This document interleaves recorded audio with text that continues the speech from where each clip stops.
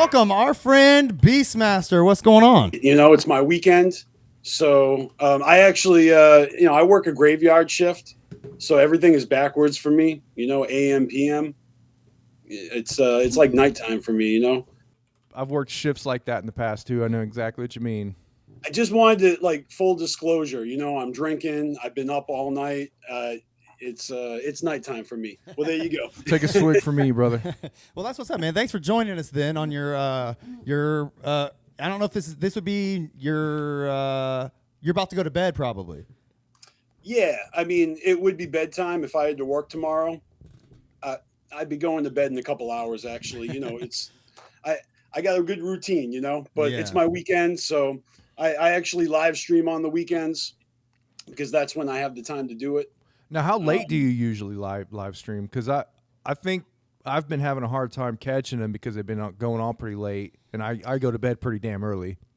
Yeah, well, that's just because recently I've been doing them late because I work a graveyard shift, right? So I'm a day sleeper, and I'm well aware that everyone else is going to be at the end of their night. So I actually try to wake up early to do the show at like 9 or 10 p.m.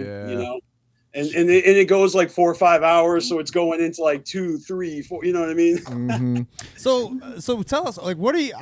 I don't know if you how much you know about our show, but I like having you guys on. I love meeting new jugs, especially other YouTube juggalos. But the catch is, I don't really pay attention. Carver does. So for folks like me or anyone else listening or watching, like, what do you do on your YouTube channel?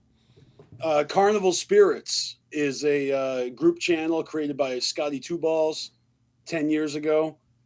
I remember watching Scotty make videos because I was watching the YouTube community for a couple of years before I joined it. And he made a video saying, like, I want to make this group channel. And, so I hit him up and I gave him my resume. I showed, I was like, check it out. I've done this. I've been to this. And he was like, come on board. He just welcomed all these ninjas on board. And, over the years, like, people have come and gone, and it's just kind of grown and become a whole thing. Like, really, it's a group channel, but the original crew is like Scotty Balls, me, Don Chaos, Cali Green, Too Fresh, and then Panic 17, and everyone else that joined has come through and spent a certain amount of years being active or not. And so I feel like people are welcome back, but I don't know if they want to or if they don't think they are. Sometimes it gets a little weird with a group channel, but man, we had some good times. Like, we made a lot of collaborative videos. This is even before live streams were a thing. Like, we were making collaborative videos, editing together, submitting them, asking for juggalos to submit videos, and then I'd edit them, stitch them together, put it out, like, on a topic. Like, let's talk about the Wraith. Let's talk about this. You know what I mean? Shit like that. That's what's up, man. And when I remember when I discovered the Carnival Spirits channel, it was through reviews. And I remember you would review albums with other people, and that's what I'm talking about. Yeah. So we would have, like, we would just have our eye on anniversaries, right? And be like, oh, it's the 20 whatever anniversary of Ringmaster. So I think Ringmaster was one of the first videos we did. Okay. And so I would just spam juggalos that I knew, like, not everyone's down with, like, making a video, like filming themselves, like vlogging, like that takes a little bit of nuts, so it's not everyone wants to do that, but the ones who do, and they're down with the clown, like, that's good content. And so everyone would send me their videos. I'd stitch them together. We'd have other people contributing other things, graphics, intros. That's stuff cool, like man. that. So how'd you get into like the editing and stuff? Like, how long is this something you've just done, like, as a hobby and just kind of picked up pieces as you've gone along? I'd say I probably would have been YouTubing earlier if I got a smartphone earlier. Sure. I feel like once I got my hands on the smartphone, and I'm always, like, a little bit behind on technology. I feel like I don't have the newest shit ever. Sure. But everything is so accessible and doable nowadays. And, I feel like, so YouTubing and video editing and all that kind of became a passion project of mine, and the Okay. Juggalo subculture became my playground for that shit. So So that's the result is Carnival Spirits videos. You know, how old are you? I'm pushing 44 this year. Okay, cool. We're up there with you, so you know it's all good, man. That's pretty cool. The reason I asked that is I wasn't sure. Like, I'm trying to relate because I know the reason I asked the question about the video editing is because I'm kind of similar. Like, I've picked up pieces as I've gone. Like I learn shit about what I want to learn about, and just do a shitload of Googling and trial and error. And like you said, even putting yourself out there, you got to just try it and see if it's even something you like. But I wasn't sure if like you've been if you've been enmeshed in like the online. How long have you been enmeshed in the online Juggalo world? I guess is kind of what I'm getting at. Like were you on message boards and like what kind of shit were you doing prior to this shit? Yeah, because Carnival Spirits is a thing, you know, and it was established in 2011. But I've been down with the clan for like 27 years, and I was one of those juggalos who had a GeoCities website that no one went to. You know what I mean? That wasn't in the top 5 or the top 2 or top 20. What was or yours? Top 100. But I had one. It was called the BstMstR's Juggalo Archive. Okay. And I posted pictures, and I posted mad shit on my website, you know, and I probably went to your damn website. I've been watching some of you guys' episodes, and I learned a little bit about you guys. We've been to the same gatherings back in the day. Hell right? Yeah, dude. Toledo, Peoria. Those are my first 2. Fuck yeah. And I love those episodes because I like relived it kind of through your, through your recollection with your homies. And it took me back. And of course, it's the 20th anniversary of that Peoria. Oh, yeah. Like yesterday, Jump Steady, you know, the Chaos Theory came out that year. Yeah. And that's just the tip of the iceberg because I'm that, like, you know, super juggalo that has been down like for all that time. And that's what me and Carver were just talking about this like before the show. Like this era is it's a pretty special era right now because we are coming up on so many like 20th, 25th anniversaries. It's just this whole little pocket is like it's a breeding ground for the nostalgia. I think that's why the YouTube community is starting to, you know, get a little more lively again. Am I wrong? You took a break for a while, didn't you, BstMstR? And now you've kind of come back to the... I mean, recently, like this year break? Yeah. I've taken several breaks over the course of 10 years. I have. I take time off. I think my first big hiatus was maybe like 2016. You know, I thinking back and... Because look, I mean, making videos is a personal thing. You know, a lot of times, I was like a control freak about it, over editing, and really being conscious of what I was putting out there because I was actually unimpressed with the lack of juggalos on YouTube. You know, the representation was not crazy accurate, and you know, so I was like, I'm just going to go up there and do it myself. You know, and I want to put out some real juggalo shit, see what comes back to me, you know? But I didn't have the balls to do it on my own channel. Scotty Two Balls created Carnival Spirits, and he's like, hey, juggalos, come and contribute and make videos. And I was like, yes, team player. That's a cool idea, man. That's great. This is not about me. You know what I mean? It's Carnival Spirits is the spirits of the Dark Carnival, meaning every one of us is an individual spirit under the big top, and therefore it's all of us, you know. Yeah, dude. Yeah, so take me back to that time because you said 2011 Carnival Spirits was established. I wasn't even really on YouTube heavy at that time. I wasn't really looking at many Juggalo things on YouTube at all. You know, it wasn't until a few years later that I started kind of discovering Juggalos on YouTube. So what was it like back then? And then you had somebody that comes and says, hey, I want to start a channel. Everybody, you know, let's all create content together. What was that like? It was like this. There were names. There were ninjas that had traction back then. You know, Scotty Balls was one of them, but there was this guy named Elliot, and obviously there was CPN, and there was this guy named Mr. Ninjalo that I really liked. I mean, this guy just sat in his basement and just talked, and and kept it real. Big Irish Juggalo, rest in peace. He worked for Fago Lovers for a little bit, but he made videos, and so he would comment on shit. But there was like a few ninjas that I would watch, and I was like, I like these guys. They get it. I connected with them because real recognizes real Juggalo shit. And yeah, I wanted to be a part of it. I was maybe like posting like stupid shit and like had anonymous accounts for a couple of years. Sure. I think I got tired of being anonymous, like I was really active. I had a YouTube channel got deleted, you know how it is when you get strikes, 3 strikes, you're out.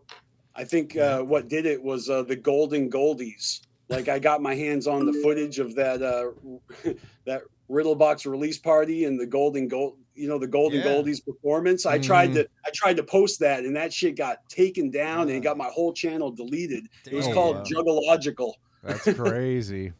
Yeah, see, these are the kind of little stories that interest me. Dude. But okay, before that, on MySpace, I created the first Psychopathic Records MySpace page because before they did it, I did it. And so my page was bumping every month.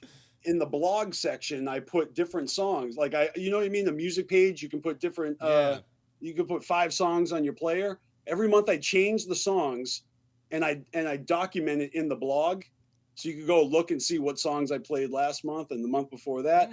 It was fucking crazy. And yeah, that shit got taken down eventually. And then they made the official ICP MySpace.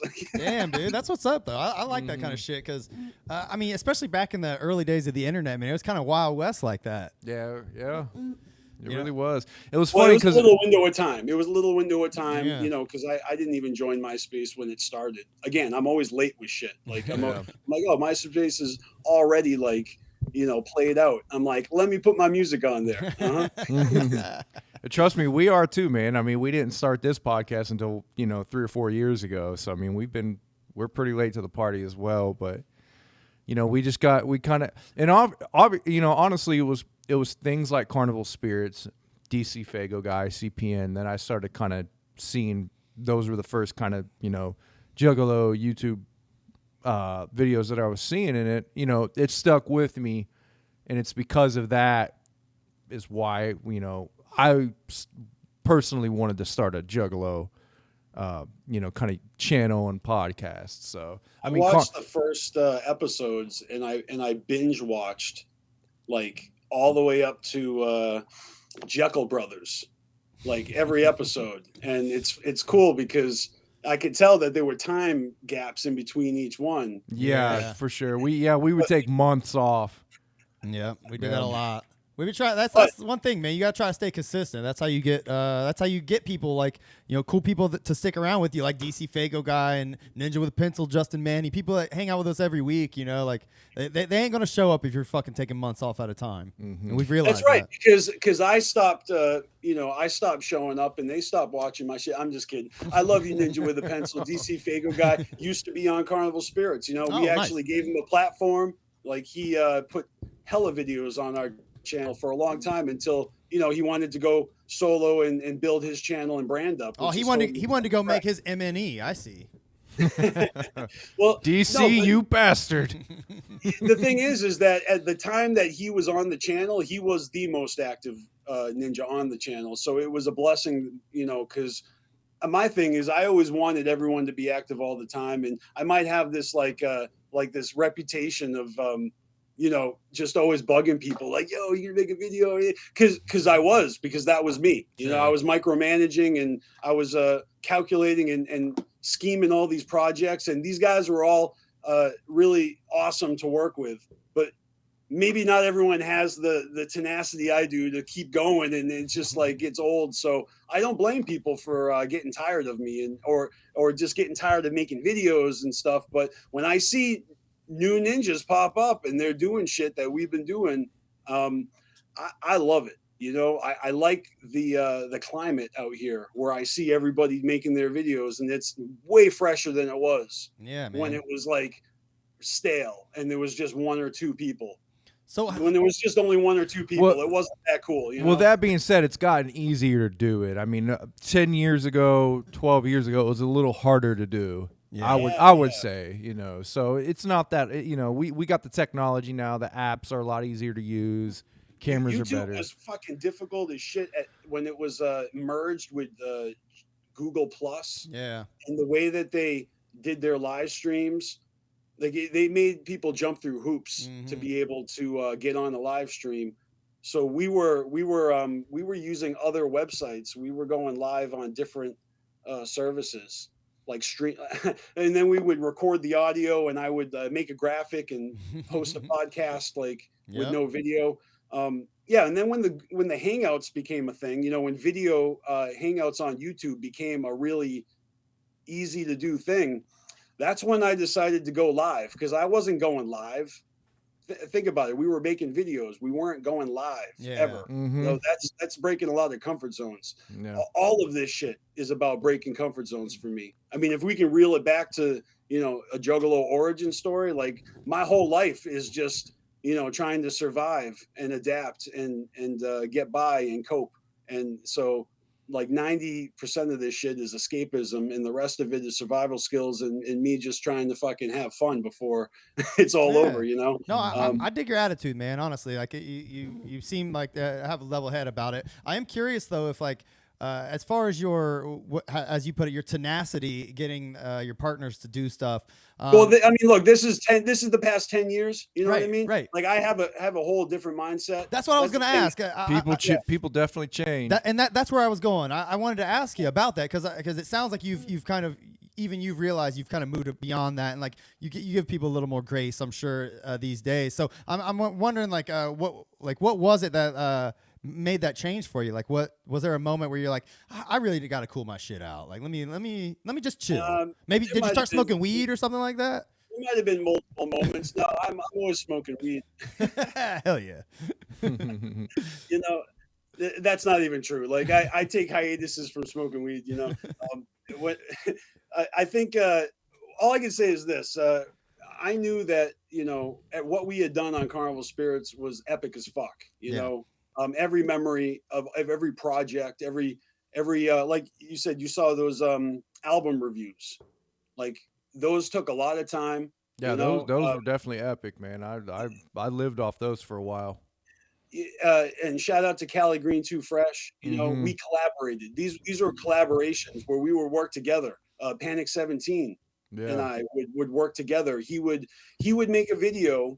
I would take the video and chop it up and edit and help him out and take, you know what I mean, and add graphics and then put it out there. And it's like, and people really didn't like take to certain videos, you know, like he's talking about JCW. So that's already a niche thing that, you know, isn't going to pop off. So you lose motivation sometimes when your videos don't get traction. Sure.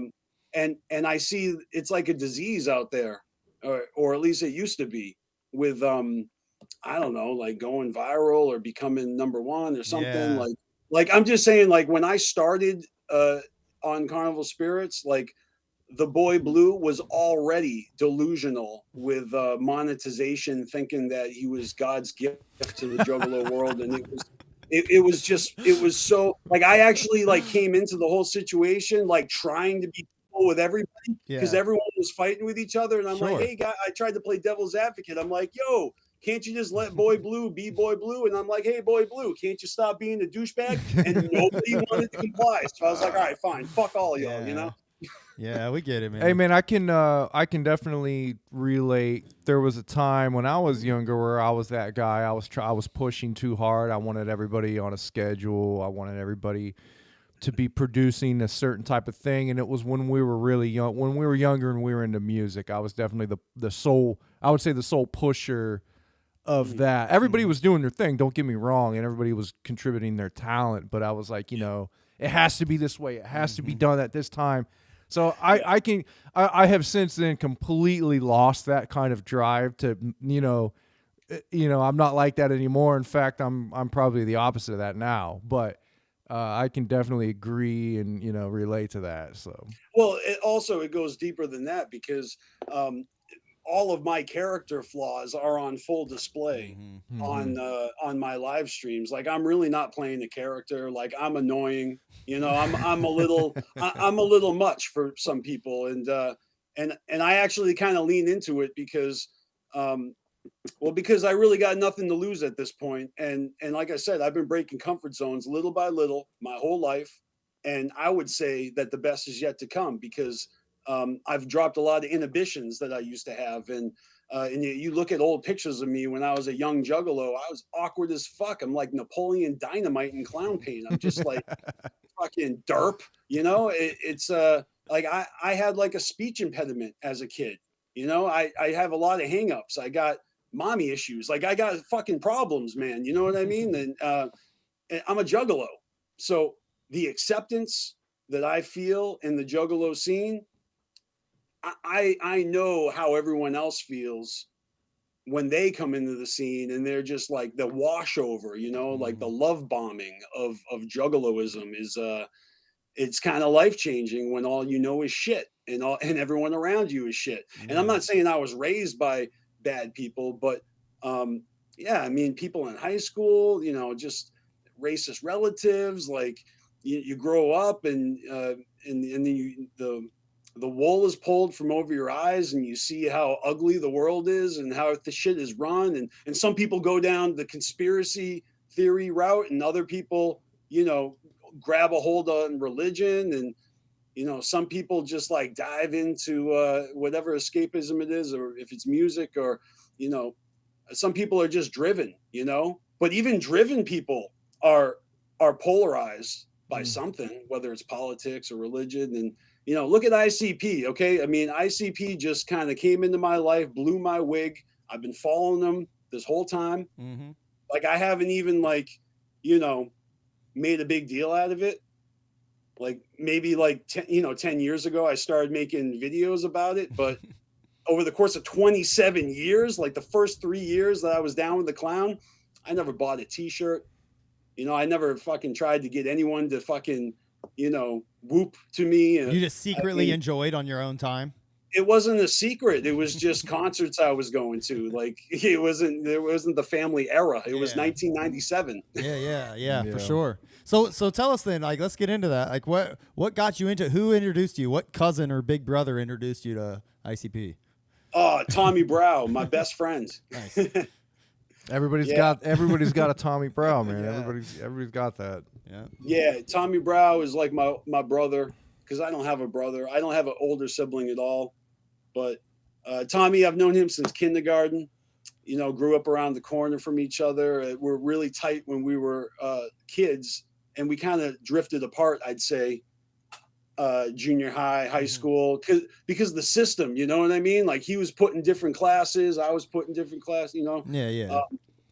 But I've told this story a million times. Our parents were close because we were childhood friends, you know, they neighbors. Like, so we would go to each other's houses for holidays, you know, Thanksgiving, Easter. So you were there for those years, like where you guys grew together. You guys been through some traumatic experiences together, and then when he comes along with something and say, "Hey, man, this shit's cool," you automatically take to that. I would imagine. I would say that it wasn't. Yeah, absolutely. But you're also a little bit like we were like early teens. You were probably later teens then, if I'm doing my math right. How old were you when you got into him? When Tommy introduced you to him? I was 17. Okay. Yeah. Oh, nice. Still a great age though. 17. Great age though. Triggered the bells of the horns. Yeah, man. But it's true. I mean, I'm not even fronting. I even wrote a song and wrote it into the lyrics. Like it's a famous story. My Juggalo origin story has been told so many times. I feel silly telling it, but I know that, you know, you guys and your audience maybe haven't heard it before. Sure, so yeah, I haven't. I'm giving you the details, man. Please. Yeah, man. Like, so all right. He introduces you to him. What do you're already probably into some shit, probably like some Nirvana, Alice in Chains and shit by then, right? Yeah. I would say my taste was a little older than that. Okay. Like Nirvana and Alice in Chains was taken over. My shit was like Def Leppard. Okay. Warrant. Nice. Guns N' Roses, Hell yeah. Red Hot Chili Peppers, you know, Okay. and Bon Jovi, obviously. I mean, for a little bit. For sure. Yeah, I mean, Of course. we all have that. Of course. My musical taste, I just I got a lot of love for music of all kinds. My parents, had me involved in music, so I'd say to get into ICP was the weird thing, but music was normal, and that was my taste, when I was like in I don't know, 4th grade. I think that's when I was like, hey, I want to buy some music, and I want to listen to Ugly Kid Joe. Like I want to listen to Vanilla Ice and MC Hammer, because that shit was popping back then. Of course. Please tell me you were a fan of Snow. Oh, Informer? Yeah. I didn't buy that. I didn't purchase that, but everybody loved that. I think I taped it off the radio. Hell yeah. Oh, fuck yeah, man.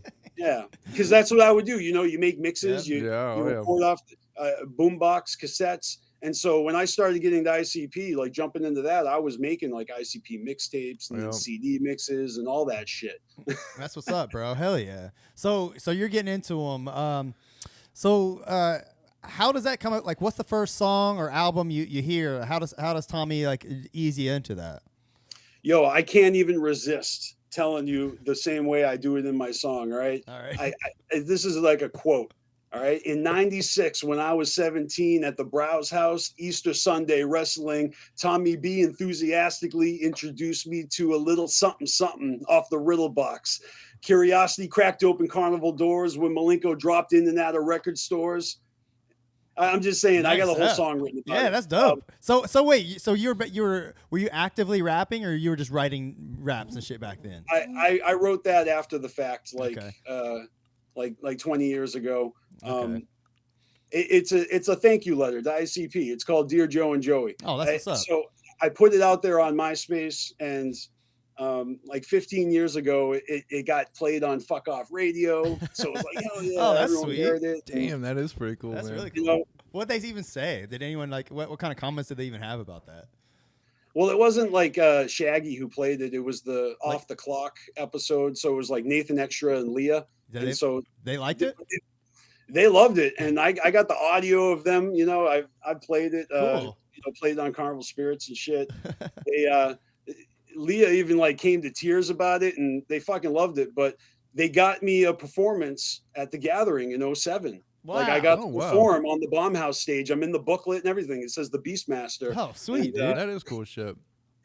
But over that one song, and that was the year. That was the year we stopped going. 2006 was our last year. Yeah. That we broke our streak going, and then we didn't go back. I never went back to the Gathering until last year. Mm. Yeah, unfortunately. It's like we missed each other because I stopped going after 2002. Like I didn't go to any of those campground gatherings, and 2007 was my return. So where are you from? Massachusetts. Okay. So where was the 2007 gathering? Cave and Rock. Yeah. It was the first Cave and Rock. So you went you didn't go to the Ohio ones, but you go even further to fucking Cave and Rock. Cave and Rock was a bitch to get to. It was like 24 hours. I got lost. Damn. Yeah. So why did you skip the Ohio gatherings on the campgrounds those years? Was there a reason or? Yeah, it was because all right, my first gathering was the second annual. All right, I couldn't make it to the first one because of college, and I don't know if you guys just seen the Fago Lovers 20-year anniversary gathering video that the Jokers Gallery put together. Oh, the 5-piece. I did want to watch that. I haven't got around to it. It's so dope because they actually play the audio of the ICP hotline where Sirius Darius announces like, we're going to have a free CD if you show up at St. Louis at this date, so Juggalos come to St. Louis, get it. And they were giving away a Rida CD. And this is in 1999 in December, and they were going to have like a bunch of merch and shit. That was going to be the first gathering in 99.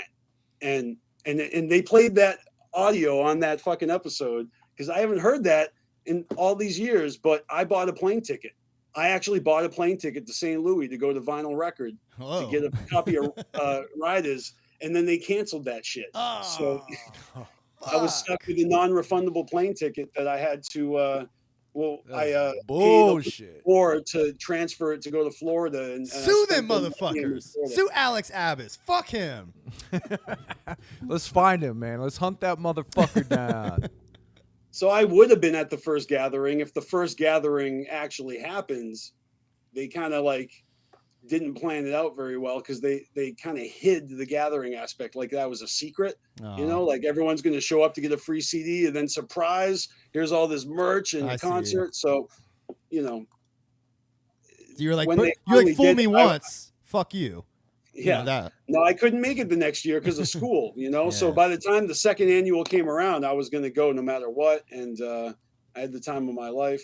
It was dope. Okay. You know, I got to see, I got to see, you know, everything that you guys saw, you know, that you guys described it pretty well, you know. I remember the titty booth. Oh shit! Yeah, I man, that remember was it. crazy. Hell yeah, bro. That's what's up. Dude, I remember it. That popped off for at least a day. Yeah, man. We had all kinds of motherfuckers joining us. Yeah. God, I got pictures. I don't know. Did I post pictures on that shit? I don't remember. I don't know.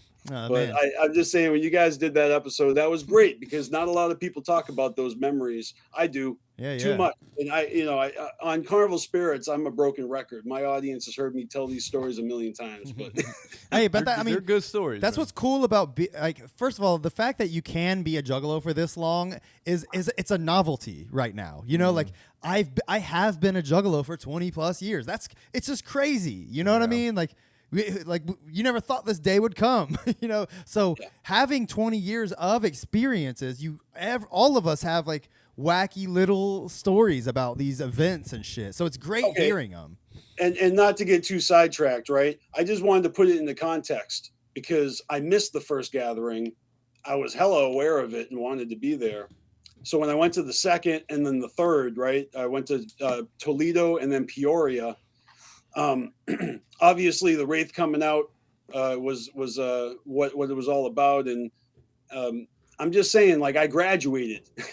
I went into the workforce. I started hustling. Yeah. Like I made a conscious decision to step away from the Juggalo scene to get that bag, and I just for a few years I was missing tours. I didn't gather. I was working my ass off, and you know, Despicable. circumstances came around where all of a sudden the music I made for fun was blowing up and getting like 50,000 plays on MySpace and getting me a performance at the gathering. And I'm like, hell yeah, I'll go back to the gathering and perform. Are you fucking shitting me? Like, that's a pretty cool story, man. is I mean, awesome. I went a lot longer. Trust me, I went a lot longer not being part of the scene for a while. I missed 5 years, you know, but Yeah. then when I went in 2007, I went back 5 years in a row. I went to Yeah. 5 in a row. It's just So it's safe to say you're going to be there this year, right?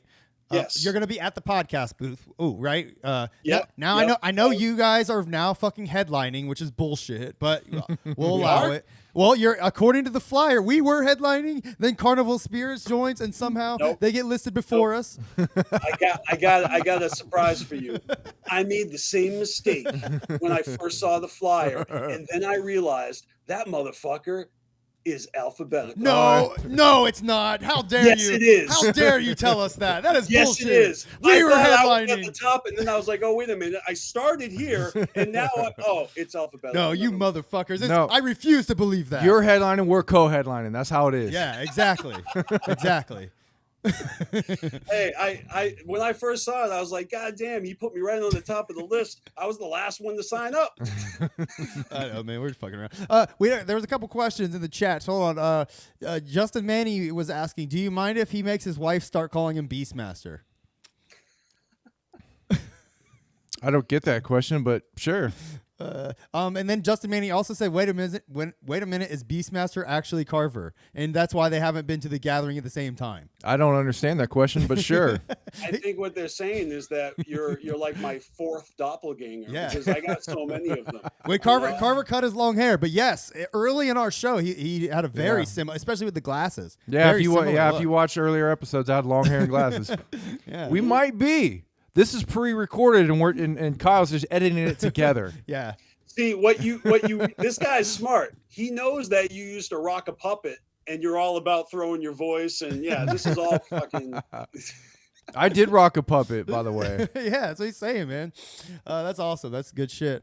Somebody said, or Justin Manny said, what are your thoughts on second decker jugs that look like Emo and Encino Man and call it Juggalo? I love it. You know, If it has Encino Man in the name, I love it. I don't know what that is. They're the future though. These kids, you know. Yeah. So that's a good transition to this question. Then, like, how do you feel? Like you've probably watched our shows and seen us rant, you know, about how we just don't like old guys that just don't get it. What do you think about like these new Juggalos and Ouija Mac and the whole new vibe? Well, like I said, I watched like a dozen episodes. I was going in order. I made it all the way up until the new dynamic. Yeah. And then I stopped watching. Got a little weird for a second. It's okay. It gets now, now I'm being honest. I'm being honest because I put my time elsewhere after that one. But I actually started with the last episode you had done, which was the Yum Yum Bedlam review. Yeah. Okay. So and I knew that I missed a couple of years worth of content. And I was like, God damn, I'll watch your newest video and then your first video. And then I'm going to see how far I can meet in the middle. And as soon as the Twizzler came out of Carver, I was like, all right, this is, I can't, like, you know what? There's other things I can watch. No disrespect. Oh, we get it. We get it. We get it. Yeah, he still gives me shit. We probably drove off a few viewers from that time. Hey, I can't help it, man. I was under a spell. But you came back and the coma ended. You came back after. I couldn't a while. help it, man. We've been That's fine what I'm since. saying because I watched the Yum Yum Bedlam episode and I'm like, all right, something happened in between here and there. I knew that shit would come back and bite us in the ass. Oh my goodness, that's hilarious. All right, so yeah, hey, hey, I got to turn heel every now and then, man, and keep it interesting. I feel you. And you know what? I'm the same way. I do it sometimes. I actually do turn heel sometimes. And sometimes I get too sarcastic for my own good. And, I do really, I am fucking around all the time on YouTube. Like I'm just playing jokes. I think I'm a comedian, you know? It feels good though, because this is all very silly shit. You know, this Juggalo subculture is to be taken with a grain of salt, like 100%. You know, but at the same time, I love how there's something under the surface. There's so much going on. It's many layers. So, but I'm preaching to the choir. Yeah. You don't need me to tell you that. I'm just saying that I've been along for the ride the whole time, and I never, turned heel. Like I really just. I don't even give a shit like when they make a bad album or a bad song or a bad performance or, you know what I mean? Something, God forbid, in their personal life. Like the TMZ aspect of this is less interesting to me as the legacy and, they are my favorite musicians. Yeah, of course. So I root for them, I don't want them to stop. So I'm supporting them. And, but yeah, it gets a little weird, when you follow their personal lives and everyone has opinions on shit. So it's a little, it's a little weird sometimes because we've tried to stray away from that a little bit. Like we try to not dive too much into their personal lives. For us, it's more about the nostalgia, and it's also number one is the music. That's number one, and the clowns are just our favorite, some of our favorite people, and just like our favorite people. They do stupid shit, and we're going to clown on them and make fun of them for that sometimes too. But we're all human. We don't hold it against them. Everybody does stupid shit, and when they do, you fucking hate on them. So They're the first ones to make fun of themselves, and they put themselves out there. Exactly. Like, a lot of the things we do is all kind of comes from them. I mean, the idea to like do a skit or to do a parody, and a lot of that comes from us watching ICP do it. Yeah. Oh yeah. Absolutely. Like, hey, I want to make a commercial. I want to make merch. I want to draw shit. I want to put out music. I want to rap. I want to fucking perform. Like I want to do that. Like Oh yeah. Wants to do what they're doing. They're the fucking shit. Yeah. You're right, man. So I can assume that you've been with this culture this long. The future. So what's the future look like for BstMstR? I mean, I don't think you're going anywhere. No, I'm here. I don't think I'm YouTubing in the future as hard as I have been. Like I mean, I would just see. started doing the BstMstR show because well, I started doing the BstMstR show because before I was all about just being a part of the group. And since there is no group to be a part of per se, as far as, making content, then I was like, I might as well just make it all about me, Sure. for once, and just, put myself out there like never before. And little by little just showcase my greatest hits and flaunt floss and and make my haters mad, and just be obnoxious. So And what? I've been doing it for I've been doing it for like 51 episodes. Okay. I took a little break, because I moved, and but I have aspirations and goals to do other things besides just like talk shit online. What is your hater situation? Well, I think it's just if you get enough people, if you know enough people, not everyone is everyone's flavor. You know Right. what I mean? Like maybe it's not hate, but it's indifference. Yeah. It's otherwise. In other words, I'm afraid of getting too popular. Like I really don't want to be famous like that. For sure. That shit scares me, man. What do you In mean? this world, You wouldn't want to go down the CPN route? Come on now. that's what I'm saying. Like CPN used to give me fucking advice. He used to be like, Carnival Spirits would be bigger if you guys would do this or let me do this. And I'm like, all right, but I don't want to be where he is now. I think I'm doing fine. Like I we really don't want give a shit. to. We don't want to do the drama bullshit, bro. Yeah, Like we ain't trying to be like you said TMZ out here. We just want to fucking. I know you're not, but just you wanna guys talk about our also don't favorite shy shit. away from it. You guys have addressed stuff, and I actually really liked a lot of things you both had to say about the current events. I've cherry picked a few videos just because of the topics, and then you guys would also like sneak topics, like current events topics, before the Joker's card that you're reviewing. So like 20 minutes, and you're doing deep dives on like current events. I was loving that, even though it was 2 years later. Yeah. I was like, I remember that. Oh, they're going into this. Like, Yeah, man. I mean, like, I've been making podcasts for a decade, and me and Carver's been on a lot of my podcasts until we even decided to do that. So, and I listen to a lot of podcasts, so I know the kind of shit I want to hear. And I also know just by doing podcasts, especially when we used to do podcasts with all of our homies, just come over, let's do podcasts. You realize like you can't just fucking start talking about a topic. You got to fucking just bullshit for a little bit. You know what I mean? And it's the conversation's always better if you just fucking ease into it. And that's the best advice I give to anybody who might want advice. well, I would say that Carnival Spirits is a weird channel because we've kind of grown inwardly. Like for every video we put out that was like 4 hours long, we actually had like 8 extra hours of private video chats, like, so we were hanging out with each other all constantly. And it was that friend group that kept the channel going all these years. That we're pretty tight, and we had a chance to like meet at gatherings and DCG cons and party together because we're all over the country. So we didn't actually know each other in person before we started making videos on Carnival Spirits. But again, that's just the past 10 years. I mean, you go back 20 years and there's a whole different clique of people, and you go back 30 years and there's all those backstabbers that I'm glad I'll never see again from high school, and you go back 40 years and it's all those same backstabbers, but we were just before puberty, it's just like. Yep, I feel it, bro.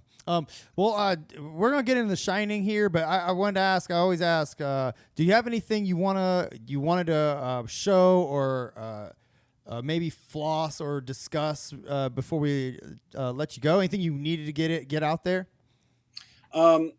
I would just say, like everybody else, I'm a rapper and I have music to share. So definitely check out BstMstR on your favorite streaming platform. Spotify's mine. I mean, you got new shit out there?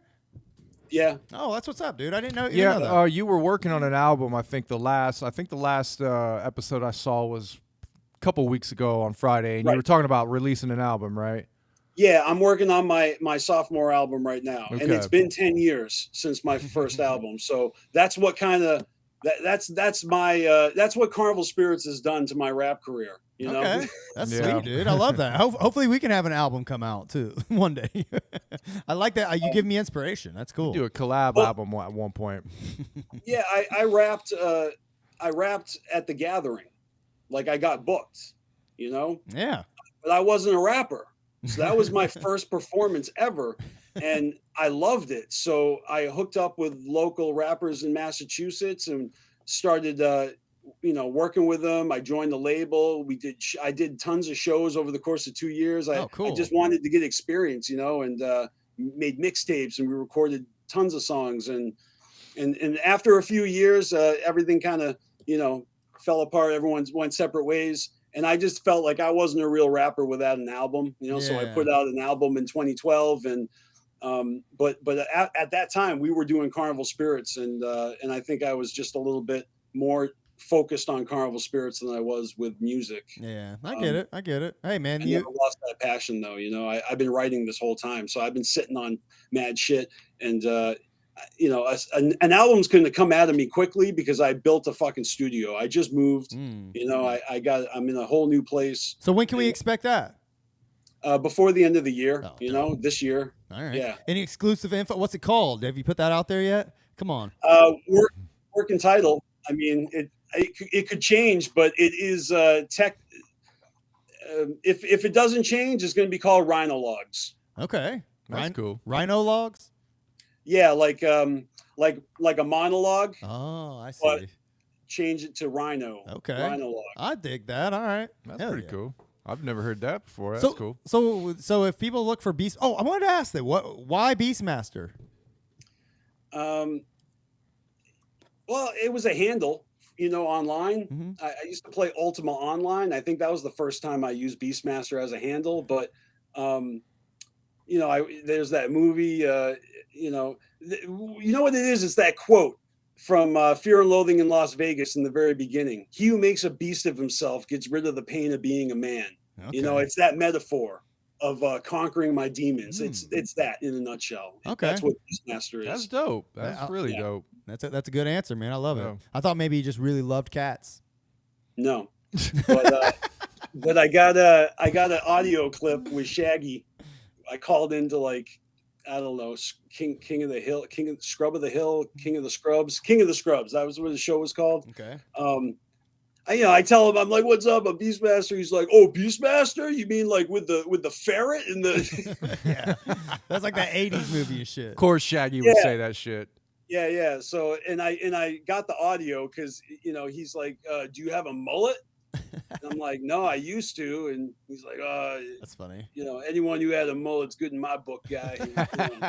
So I got that soundbite of Shaggy telling me that shit. I put it in the beginning of my EP, Juggalo Agenda. Oh, that's sweet. Well, bro. I'll say one thing, man. The number one movie that features ferrets, BstMstR is number 2 in my book, but number 1 has got to be The Big Lebowski. Hell yeah. All right. I've won costume contests as the dude. Nah, Nice. there you go. I had the sideburns, and I cut my hair just to the right length on purpose. Walked in there with these shades and cardigan, and I took first place. You kind of got the voice too. You kind of got his voice, Jeff Bridges, that dude voice, man. The dude abides. All right. Yeah. All right, BstMstR. We're gonna let you go. Thanks for joining us, bro. We appreciate you taking the time, man. Yeah, honestly. man, it was fun. No, thank you guys. I do appreciate it. I can't wait to meet you in person at the Gathering. It's going to be lit. At Hell that yeah, fucking man. Shadowland, Yeah, on we'll Wednesday be there. night. We'll kick it, man. Thank you. Can't wait. No doubt. All right, bro. All right, Have a peace good out. one. See ya. Yeah.